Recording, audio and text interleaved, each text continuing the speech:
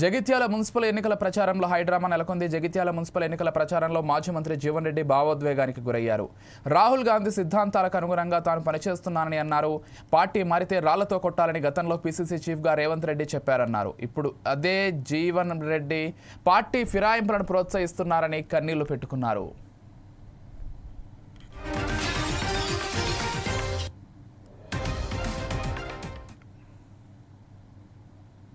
పదవి లేకున్నా ఇల్లు తిరిగి మీకు ఏమాపద చెప్పి తిరిగితే వాళ్ళు కేవలం వాళ్ళు చేసిన పాపం ఏంటంటే మీరు జీవన్ రెడ్డిని నమ్ముకున్నారు కాబట్టి ఇవాళ నీ మెడగొత్తా.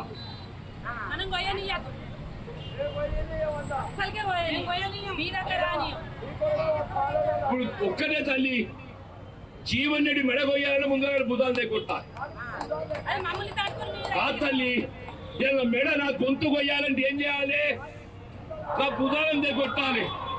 నా భుజాలు ఎవరు? మహేష్, రాజశేఖర్, పులిరామ టోటోళ్ళు అని చెప్పి అంటున్నా. ఈ టోటోలు 30 మంది ఉన్నారు. ఈరోజు 30 మంది ఉన్నారు తల్లి అంటున్నా. నా కాలు చేతులు నరికి మంత్రం వండ పెడతాను. న్యాయమే నడమా?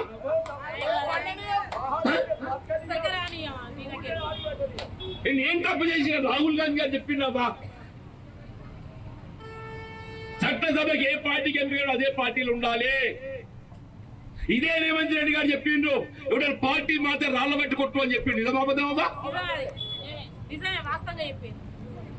పోయిన ఎలక్షన్ అప్పుడు రేవంత్ రెడ్డి గారు ఏదిస్తున్నదో వారసేపు పిసిసి అధ్యక్షుడుగా ఎవరైనా ఒక పార్టీకి లేచి ఇంకో పార్టీకి మారితే పార్టీ ఫిరాయిస్తే రాళ్లతో కొట్టండి, రాళ్లతో కొట్టండి చెప్పి పిలిపించిన నిజామవుతుందని.